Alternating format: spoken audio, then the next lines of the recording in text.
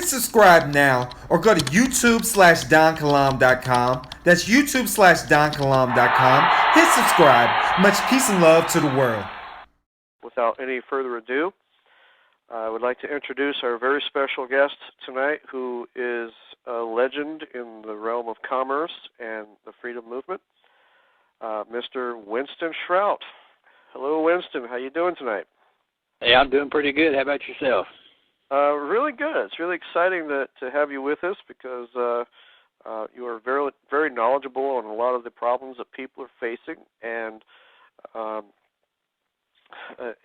you're very well researched, and it's just great to be able to have you here. And so I think tonight what we were going to discuss, since there's a lot of people that have IRS issues. And so, in 1933, we certainly have a change of events, as I'll describe here in just a moment. But certainly one of the things that happened in conjunction with this was the development as an offshoot from the Bureau of Internal Revenue. There was an agency which was created, which was known as the Internal Revenue Service. Now, this Internal Revenue Service is actually a trust that exists in Puerto Rico. Now, in today's world, the Internal Revenue Service, of course, is directly linked to the International Monetary Fund, and maybe I'll discuss that just in a moment. But in any event, in 1935, or let me see, let me make sure my date on this now. It's either 33 or 35. It's 33.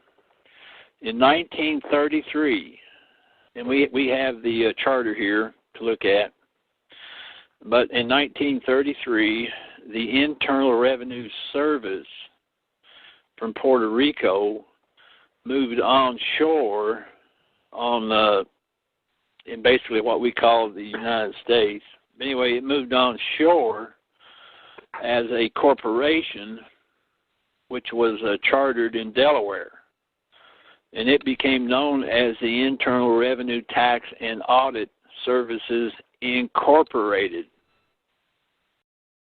So what we're dealing with onshore in the United States is a corporation which is chartered in Delaware, obviously for the tax for the tax benefits that come from a Delaware corporation.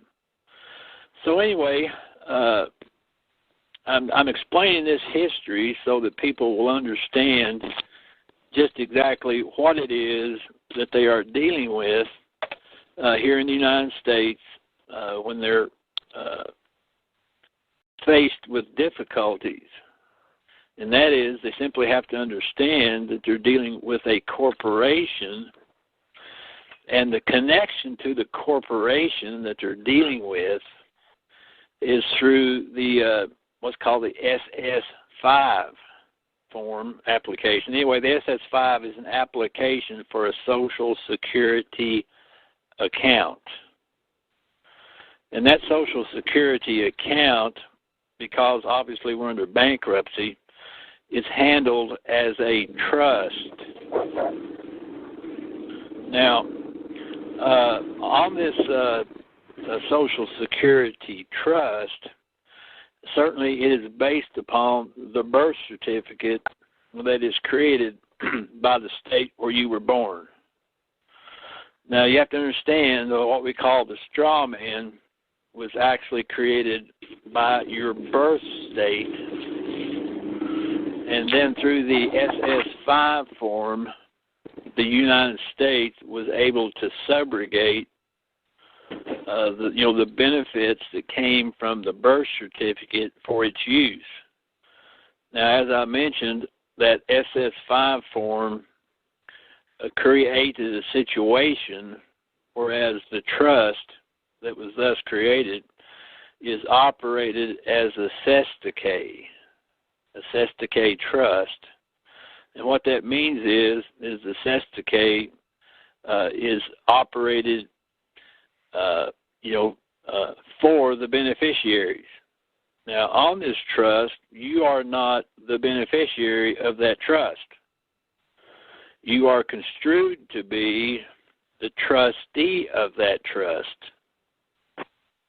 And so the difficulty that most people are having is because they have not properly dealt with the trust that was created by your signature on the SS5 form.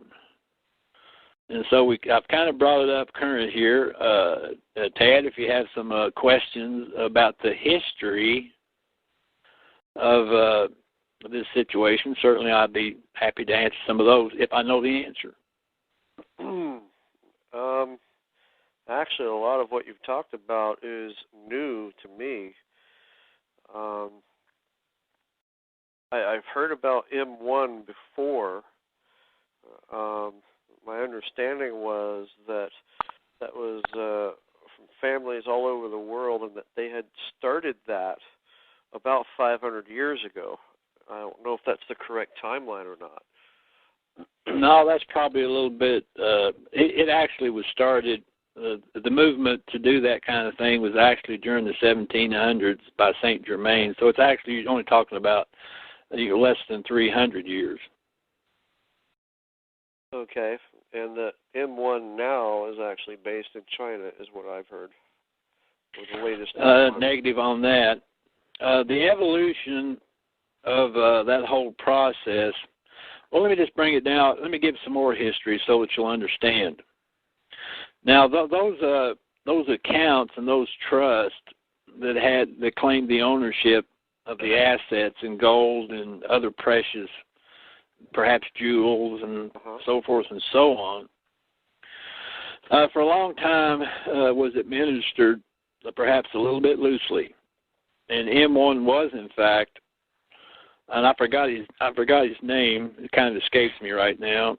But he's referred to as M1, and eventually he was captured, right, and held hostage. And I think he died in 1928. And so around this period of time, and certainly leading up to the World War II, historically those assets were in a bit of flux. But again, the trust held the ownership of the assets and so forth, and so I would suppose that there was, much interaction by the trustees of those trusts and so forth in regards to these matters. And these things are handled certainly at the highest levels on a national basis and so forth. And so it certainly is not general information, and it's not general news.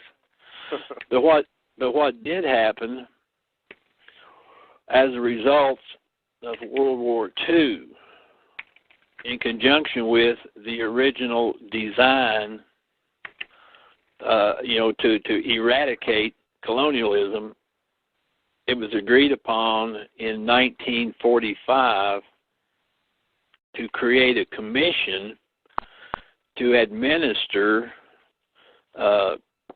these accounts, for the benefit of the planet, and certainly as a safeguard against colonialism and so forth. A commission was created, and there were 3 trustee nations that were given pretty much unlimited power to administer these things. And those 3 nations were the United States, the United Kingdom, and France. And this commission was given for 50 years. Well, if you study the history, for that 50-year period of the U.S., U.K., and France, you'll find that they, in fact, did not fulfill their obligation to eradicate colonialism, but they simply just promoted it. Right. And so after the 50-year period was over with, the commission was disbanded and not recommissioned. And so the assets in 1995 were consolidated under an organization which is known as the international treasury.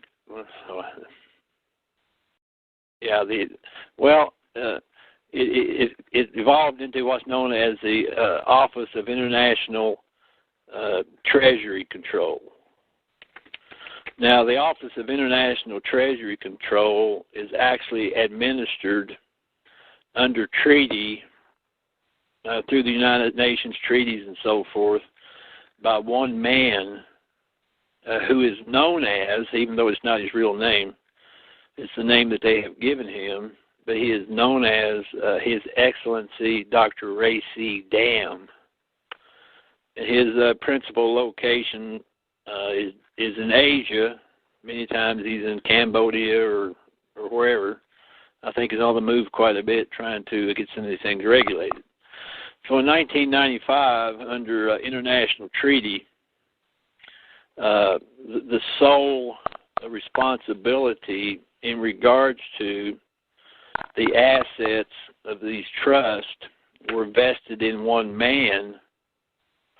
And so in 1995, he went to work to try to correct many of the problems that had been created by the 50-year reign of that commission.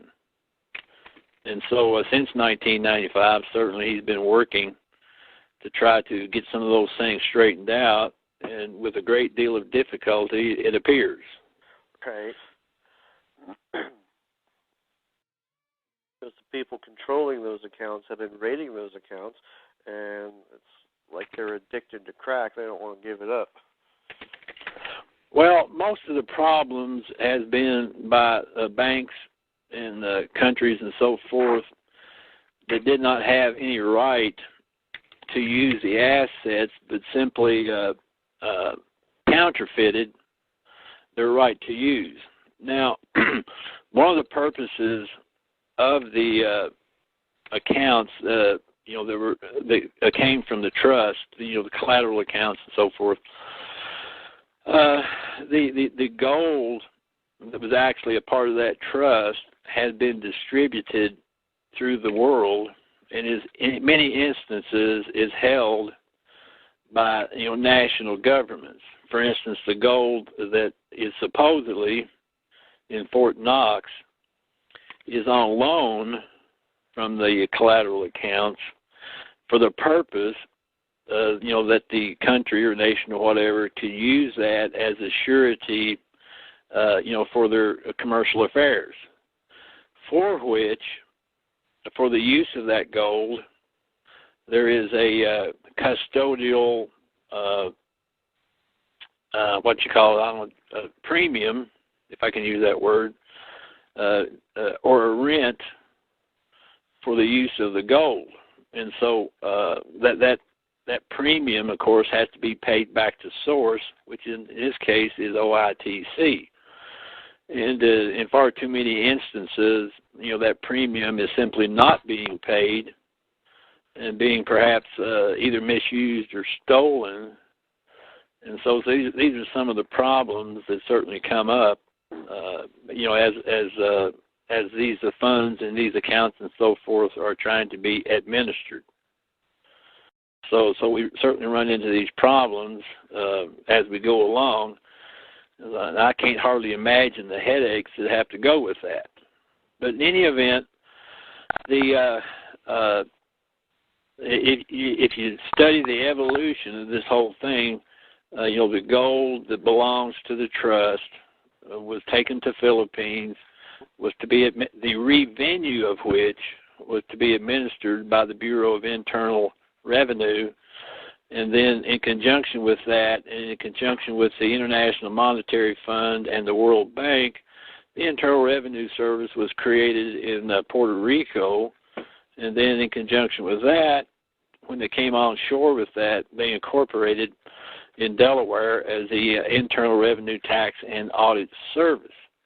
And so when you're dealing with things here in the United States as United States citizens, you have to understand that you're dealing with a corporation, which we generally refer to as the IRS, but the full name of that organization is, in fact, Internal Revenue Tax and Audit Service, And if you look at that word service, you'll simply recognize that what you're dealing with here is a debt servicer. And so that's what they're doing, is they're collecting on the debt that's owed on the premium for the use of the gold that's under control of, at this present date, the Office of International Treasury Control. And that's what the income tax is? Well, there's no such thing as income tax, so we ought not use that word. All right. Well, let me go back in history and explain another concept, and that is the concept of a constitutor.